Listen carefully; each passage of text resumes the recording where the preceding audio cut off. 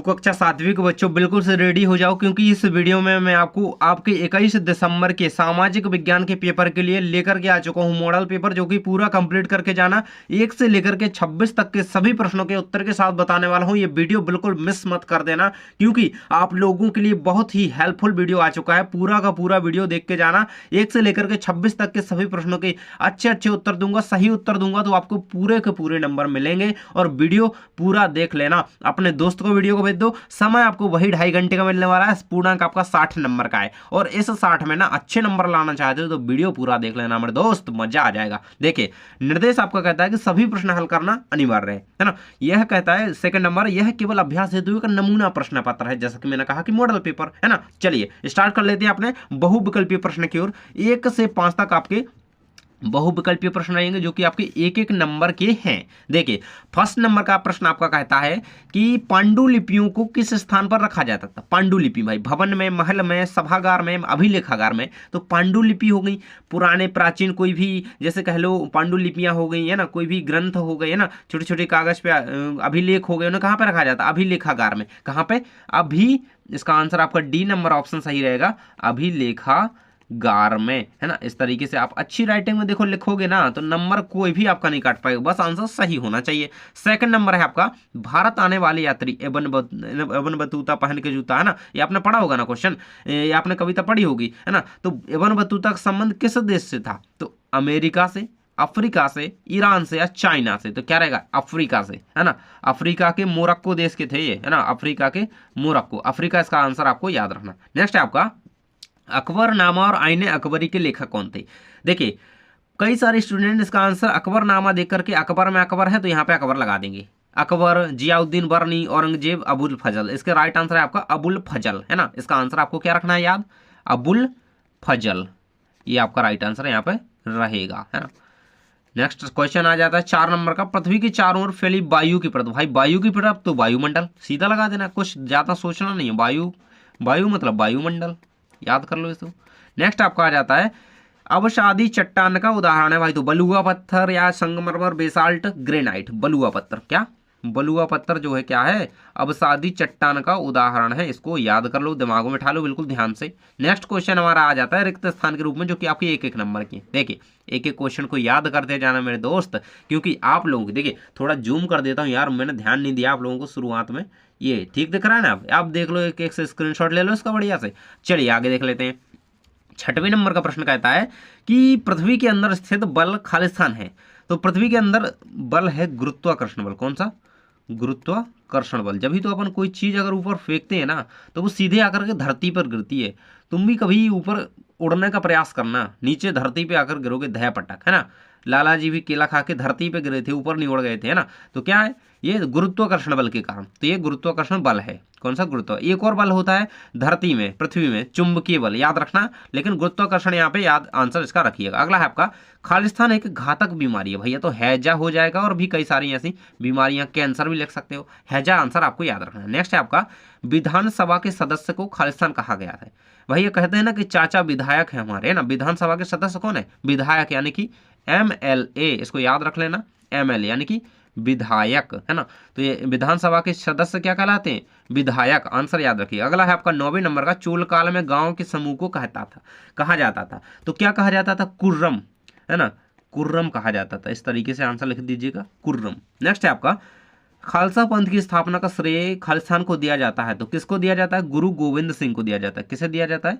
गुरु गोविंद सिंह। ये आपको आंसर याद रखना है। देखो, आपकी वार्षिक परीक्षा, देखो भाई ज्यादा टाइम नहीं है, कुछ ही दिनों बाद, है ना। कुछ मतलब 1 ही 2 महीने कह लो यार, ज्यादा से ज्यादा, है ना।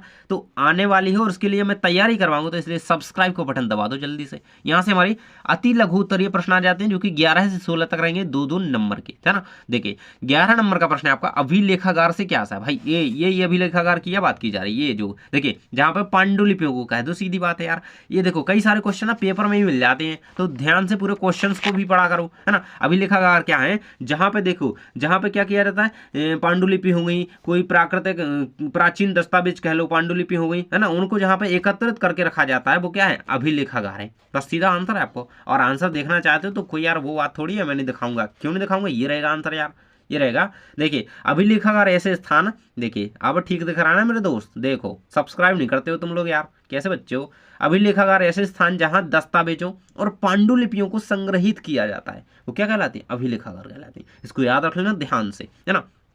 मतलब कोई भी हमें पुरानी चीज मिली, हमने उसे कहाँ पर रख दिया, हमने उसको एक ऐसे स्थान पर रखा जिससे कि अभिलेखागार कहा जाएगा। नेक्स्ट हमारा पर्यावरण से क्या आशय है भाई, ये किसको नहीं पता यार। बिल्कुल मैं कह रहा हूँ कि जब आप बच्चे थे ना, अभी भी बच्चे ही हो, बड्डे नहीं हुए हो, है ना, तो तब से आप पढ़ते आ रहे हो, शुरुआत से आप पढ़ते आ रहे हो कि पर्यावरण क्या होता है। देखिए किसी भी जीवित प्राणी के सामने पाए जाने वाले लोग, स्थान, वस्तुएं, मतलब हमारे चारों ओर पाया जाने वाला जो वातावरण है ना, वो क्या पर्यावरण है। चाहे वो लोग हो, स्थान हो, वस्तु है, प्रकृति का कोई भी चीज हो, वो क्या है, वो पर्यावरण है ना। तो ये याद रखना। नेक्स्ट हमारा क्वेश्चन अगले पेज में रहेगा। सब्सक्राइब नहीं करा यार तुमने, छोटू यार तुम वीडियो देख ले तो सब्सक्राइब नहीं करते हो, कर लो जल्दी से। नेक्स्ट आपका 13 नंबर का प्रश्न है, पृथ्वी की सबसे ऊपरी परत। भाई पृथ्वी में 5 अंक की लगभग परतें पाई जाती हैं, भाई ऊपरी परत का नाम क्या है, देखिए भूपर्पटी, है ना। देखिए अच्छा इस तरीके से परतों का नाम पूछा गया है, ये अंदर वाली परतों के, तो पृथ्वी की सबसे ऊपरी भूपर्पटी होती है, फिर मेंटल होती है, क्रोड होती है ना, अपर मेंटल होती है, लोअर मेंटल होती है। इस तरीके से 3 परतें मेन कह सकते हैं, और उसके अंदर छोटे छोटे पार्ट्स अलग हो सकते हैं ना। तो ये आपका भूपर्पटी है ना। देखिए जैसे आपने पृथ्वी को देखा, देखो ना मैं बताता हूँ ना आपको, देखिए पृथ्वी मैंने बना दी, पृथ्वी पूरी तो गोल नहीं होती है, थोड़ी बहुत टेढ़ी बनती है, तो मेरे पर टेढ़ी बनती है तो मैंने टेढ़ी बोल दिया। देखिए ये जो परत है ना ऊपर ऊपर की, ये जो परत है ना, इस तरीके से ये जो बाहर की परत है, इसे भूपर्पटी कहा गया है। इसे क्या है, ये क्या है, भूपर्पटी, इस तरीके से इसका, है ना, ये क्रस्ट कहलाती है। इसको याद रखिएगा, बहुत इंपॉर्टेंट है। और यहाँ पे क्या होती है, फिर हमारी ये मेंटल हो सकती है ना। और ये अंदर क्या होता है, बीच में जो है उसे क्रोड कहते हैं, कोर, है ना। इसको याद रखना, बहुत ज्यादा लावा रहता है इधर, गरम गरम माल है ना, इसको याद रखना। ये भूपर्पटी हमारी सबसे ऊपर है, इसको याद रखना। नेक्स्ट आपका आ जाता है, वायु में किन किन गैसों का मिश्रण होता है भाई, है ना। अब भाई भूपर्पटी से ऊपर की बात पूछी गई है, यहाँ पे कौन कौन सी गैसों का मिश्रण पाया जाता है। देखो भाई, तो यहाँ पे हम देखो सबसे बड़ी चीज तो हमारी क्या है, ऑक्सीजन तो हमारी पाई जाती है ना। और हमारी नाइट्रोजन हो गई, कार्बन डाइऑक्साइड होगी, बहुत सारी गैसें पाई जाती हैं। तो क्या लिखना है, आंसर में लिखिएगा ऑक्सीजन। देखो मैं लिख करके बता रहा हूं इसका, ऑक्सीजन, नाइट्रोजन, कार्बन डाइऑक्साइड को शॉर्ट में लिख दूं क्या, CO2, ये क्या है, कार्बन डाइऑक्साइड, इसको याद रखना है ना। नेक्स्ट आपका कौन सा लिख लेना, जल वाष्प हो गए, कुछ अन्य गैसें हो गई, धूल हो गई, यार धूल तो पाई जाती है, धूल भी हम अपनी नाक में घुसेड़ते हैं, ऐसी बात नहीं है कि हम उसको शुद्ध हवा ले रहे हैं, सब कुछ लेते हैं अंदर, है ना। देखिए अगला है 15 नंबर का प्रश्न है, संविधान किसे कहते हैं भाई। तो हमारे देश के लिए जो नियम कानून बनाए गए हैं, उनका एक प्रलेख है ना, उनका एक लेख बना हुआ है, जो वो संविधान है। अब मैं आंसर आपको लिखे हुए दिखा रहा हूँ। देखो पहले तो आप 14 का उत्तर देख लो, मैंने यहाँ पे केवल लिख करके बताया, ये रहेगा आपके सामने यहाँ पे 14 का उत्तर। वायु में ऑक्सीजन, नाइट्रोजन, कार्बन डाइऑक्साइड और जलवाष्प, कुछ अन्य गैसों का मिश्रण भी इनमें पाया जाता है। 15 में पूछा गया संविधान क्या है। तो संविधान एक देश के आधिकारिक नियमों एवं संरचना का एक लिखित प्रारूप है ना। नियमों यानी कि जो कानून होते हैं, है ना, उनका क्या है, एक लिखित प्रारूप है, वो संविधान है, याद रखना इस चीज को। नेक्स्ट आपका है, मुगल कौन थे भाई, पढ़ा होगा आपने अपने चैप्टर्स में, चलिए जान लेते हैं मुगल के बारे में। देखिए ये रहेगा आपका, मुगल साम्राज्य 1526 में शुरू हुआ। मुगल वंश का संस्थापक बाबर था। अधिकतर मुगल शासक तुर्की थे, कहाँ के थे, तुर्क के, है ना। तो इसको याद रखना, ये चीज आपकी 16 नंबर का प्रश्न हो जाता है। 17 से 22 तक हमारे 3-3 नंबर के प्रश्न आ जाते हैं, बच्चे लोग देख सकते हैं यहाँ पे। देखो यार तुम लोग सब्सक्राइब नहीं करते यार, बहुत बुरा लगता है यार, दिल से बुरा लगता है भाई। देखिए 17 नंबर का प्रश्न आपका है, स्थानांतरित कृषि कैसे करी जाती है भाई। स्थानांतरित कृषि होती क्या है, ये भी तुम्हें पता है कि नहीं। देखो अगर एक बार समझ लिया ना तो जिंदगी में नहीं भूलोगे, और जिंदगी भर काम आने वाली है। जब 9वीं में पढ़ोगे ना, 10वीं पढ़ोगे, ये क्वेश्चन आता है इसका, है ना, बहुत ज्यादा इंपॉर्टेंट है। देखिए अगर देखो आप देखो, मान लो कि कोई भी किसान है, खेती कर रहा है एक जगह, ये तो आप देख ही लो आंसर, साथ ही मैं आपको समझा देता हूँ थोड़ा। कोई भी किसान है, खेती कर रहा है एक जगह, और फिर वहां पे खेती देखी और बढ़ता जमीन ने खोदी, मतलब उसको लगने लगा यार अब यहाँ पे अच्छी मिट्टी नहीं बची, अब मजा नहीं आ रहा यार यहाँ पे खेती करने में, अच्छी उपज नहीं हो रही, अच्छा जो टमाटर नहीं उग रहा है, चलो अब यहाँ पे जगह छोड़ के दूसरी जगह स्थानांतरण कर लेते, मतलब ट्रांसफर करके दूसरी जगह बदल दी उसने। तो वो क्या, वो स्थानांतरित कृषि कहलाती है। देखिए किसी वन प्रांत की पेड़ों और झाड़ियों को पहले काटा और जलाया जाता है। देखिए वहां पे काट दिया, जला दिया और ये मैदान कर लिया। भाई जगह चेंज करेगा तो उधर मैदान तो चाहिए ही चाहिए, खेत में थोड़ी ना जाएगा वो अगली अगली जगह देखेगा, नई जगह देखेगा ना, उसकी राख में ही फसल को बो दिया जाता है ना। ये क्या है, जब जमीन अपनी उर्वरता को खो देती है तब जमीन देखिए, तब वो छोड़ छाड़ के दूसरी जमीन पर चले जाती है। ये क्या है हमारी, ये क्या है हमारी, यही हमारी स्थानांतरित कृषि है। अगला है आपका, दैनिक जीवन में हम खनिजों का उपयोग कहाँ कहाँ करते हैं। जो खनिज होते हैं हमारे, देखो है ना, जैसे अब ये मत लिख देना कि मम्मी पाँव में सोने की वो हाथ हाथ में अंगूठी पहनती हैं सोने की, इस रूप में करते हैं, और पायल पहनती हैं तो उस रूप में करते हैं। नहीं, देखिए खनिजों का उपयोग हम किस किस रूप में कर रहे हैं यहाँ पे, देखिए इस तरीके से आपको आंसर लिखना है। ये लिखना है कि खनिजों का उपयोग मानव जाति के लिए बहुत महत्वपूर्ण है ना। खनिजों का उपयोग हमारे द्वारा ईंधन के रूप में, जैसे हम कोयला, प्राकृतिक गैस, पेट्रोलियम, भाई पेट्रोल हो गया ना गाड़ी में फूंकते हो डाल के, है ना, वो क्या है, वो क्या है, एक खनिज है एक प्रकार का, है ना। लोहा हो गया, एल्यूमिनियम हो गया, यूरेनियम, सोना, चांदी, है ना। तो इस तरीके से इनका औषधि के, इनके ऐसे उपयोग लिखना है, और इस तरीके से लिख तो सकते हो, कोई दिक्कत नहीं है कि सोने चांदी का उपयोग आभूषण के रूप में भी किया है ना। तो दैनिक जीवन में कैसा उपयोग हमारा हो रहा है उसका, उस पर ज़्यादा जोर आपको क्वेश्चन लिखने में देना है, ठीक है। देखिए औषधि के रूप में भी इन सारे यौगिकों का जो होता है, कैल्शियम होगा जैसे, है ना, तो उसका यूज होता है कि नहीं होता है। नेक्स्ट हमारा है, वस्तु विनिमय पद्धति का विकास किस प्रकार हुआ, लिखिए भाई। तो वस्तु विनिमय प्रणाली आप सभी ने पढ़ी होगी, जानते होगे, है ना, कि मेरे पास भाई मोबाइल है और तुम्हारे पास क्या है, तुम्हारे पास क्या है, तुम्हारे पास कुछ है तो मुझे दे दो, मैं तुम्हें मोबाइल दे दूंगा, है ना। ऐसी बात हो जाती थी, है ना। कोई भी चीज़ मतलब अदला बदली कर ली, एक दूसरे से, एक दूसरे का काम चला दिया। वस्तु विनिमय की पद्धति गांव में प्रचलित थी। यहाँ लोग अन्न के बदले, अन्य किसी भी, अन्न मतलब खाना, है ना, भोजन, अनाज, है ना, अन्न के बदले किसी भी खाने पीने की वस्तु हो सकती, कपड़े हो सकते। जैसे तुम कहते हो ना अपने दोस्त के साथ, यार तू ये ले ले और मेरे को ये दे चीज़, है ना, थोड़ा थोड़ा इधर उधर शेयर कर लेते हो, तो ये क्या होती है, वस्तु विनिमय पद्धति कहलाती है ना। वस्तुओं से आदान प्रदान कर लेते हैं। इस समय इस पद्धति का स्थान रुपयों पैसों ने ले लिया। अब क्या करते हैं, अपन पैसे देते हैं, बढ़िया अपनी चीज़ ले लेते हैं, है ना। उस समय क्या करते थे लोग पहले, कि अपनी चीज़ दी, दूसरे से वो चीज़ ले ली जो हमें चाहिए, उसको जो चीज़ चाहिए वो हमने दे दी उसे, है ना, ऐसा होता था। इस तरीके से इसको याद कर लेना। नेक्स्ट आपका आ जाता है मौसम और जलवायु। क्या मौसम आया है, देखिए मौसम और जलवायु में अंतर लिखेंगे हम। आपका 3 नंबर में प्रश्न पूछा गया है। देखिए अंतर इस तरीके से लिखना, भाई मौसम क्या, अभी तो मौसम ठंडा ठंडा हो रखा है, आपके यहाँ ठंड पड़ रही क्या, देखिए इस तरीके से आपको आंसर लिखना है इसका। मौसम जो है एक अल्पकालिक अर्थात थोड़े समय के लिए घटित मौसमी घटना है। देखो मौसम तो चेंज हो जाता है यार, है ना, ये मेरे यार बदलना जाना मौसम की तरह, है ना, वही है यार।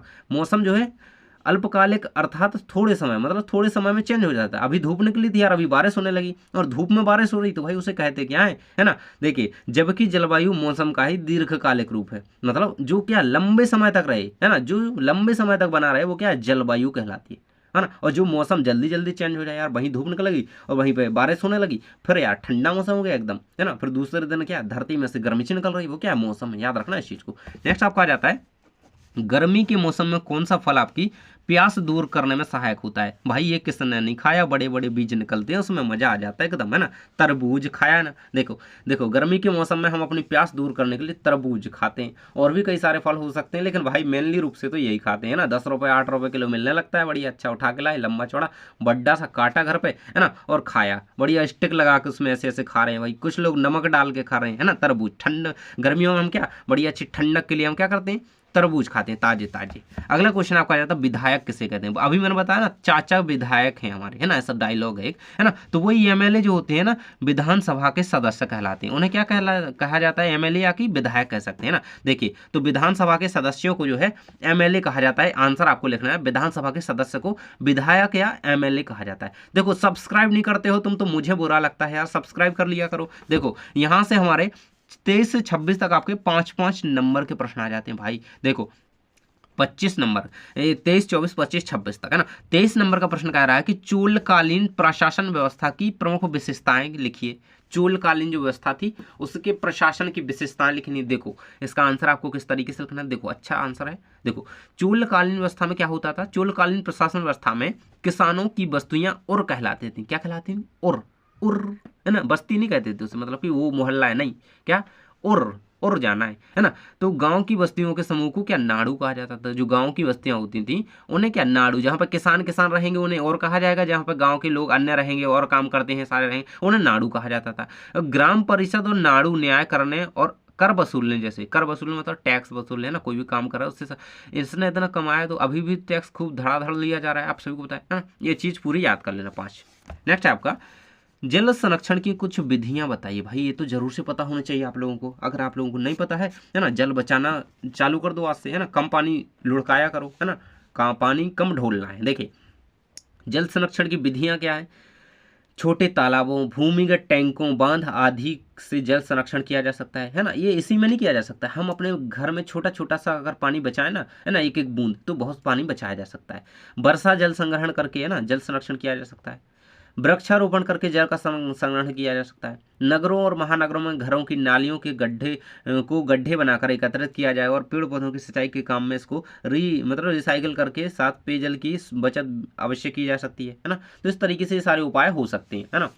और अगला क्वेश्चन हमारा आ जाता है, समानता को स्थापित करने के लिए संविधान में क्या क्या प्रावधान किए गए। समानता की बात की जा रही है, देखो यहाँ पे, है ना, क्या क्या प्रावधान। आपने समानता का अधिकार तो पढ़ा होगा, है ना, वो संविधान में ये, है ना, मौलिक कर्तव्य में हमारे। देखिए समानता को स्थापित करने के लिए संविधान में कानूनी समानता, धर्म, जाति, लिंग के आधार पर समानता, है ना। मतलब कोई भी व्यक्ति किसी भी धर्म का हो, चाहे हिंदू हो, चाहे मुस्लिम हो, सिख हो, ईसाई हो, है ना, उसके साथ भेदभाव नहीं किया जाए, है ना। जाति, किसी भी जाति का हो वो, है ना, तो उसके साथ भेदभाव नहीं। लिंग, कोई भी लिंग उसका हो, उसके साथ महिला हो पुरुष हो, है ना, उसके साथ भेदभाव नहीं किया जाए। किसी भी रंग का हो, गोरा हो काला हो, है ना, उसके साथ क्या है, भेदभाव ना किया जाए, है ना। समानता, सार्वजनिक स्थलों पर जाने की समानता का प्रावधान जो है किया गया है ना। मतलब ये ऐसा नहीं किया गया है कि इसको नहीं आने दिया जाएगा इस तरीके से, है ना। तो क्या संविधान में समानता के इस तरीके से स्थापना की गई समानता की। नेक्स्ट आपका लास्ट क्वेश्चन आ जाता है भाई, 13वीं सदी के बाद उत्तरी भारत में आए सामाजिक बदलाव की विशेषताएं लिखिए। देखो अभी तक मित्र तुमने सब्सक्राइब नहीं करा है, क्योंकि यार तुम्हें नहीं लगता कि तुम्हें पढ़ना चाहिए यार, है ना। तुम्हें पढ़ना है भाई, इसलिए सब्सक्राइब कर लो, क्योंकि मैं आपको पढ़ाऊंगा भाई आपकी परीक्षा के लिए, आपकी वार्षिक के लिए। अभी तो पेपर खत्म हो गए, आप सोचोगे क्या करना है यार सब्सक्राइब करके, भाई उस टाइम वीडियो नहीं मिलेगी, फिर सब्सक्राइब कर लो अभी से। देखो 13वीं 17वीं शताब्दी एक महाराष्ट्र में अनेक संत कवि हुए जिनके सरल मराठी भाषा में लिखे हुए गीत आज भी जनमन को प्रेरित करते हैं, है ना। उस समय की बात है, ये सारे गुरु हुआ करते थे, नामदेव कह सकते हैं, ज्ञानेश्वर, एकनाथ, तुकाराम, है ना, ये सारी कुछ गुरु कह सकते हैं ना, जिन्होंने कई कविताएं लिखी है ना जो प्रेरित करती हैं। तो ये सारा कुछ इसका कंप्लीट मैटर है। सब्सक्राइब तुमने नहीं करा है तो कर लो मित्र, क्योंकि अगले वीडियो को आपको इसी से मिलेगी जब सब्सक्राइब करो, क्योंकि वार्षिक परीक्षा के लिए वीडियो कहाँ से लाओगे यार। तो सब्सक्राइब कर लोगे तो वीडियो मिल जाएगी। थैंक्स फॉर वॉचिंग, मिलते हैं नेक्स्ट वीडियो में। मैंने कंप्लीट करवा दिया सारा कुछ, इसको पढ़ के जाना, साथ ही आपने जो पढ़ रखा है, टीचर ने जो पढ़ा रखा है स्कूल में, उसको भी कर लेना। थैंक्स फॉर वॉचिंग, मिलते हैं नेक्स्ट वीडियो में।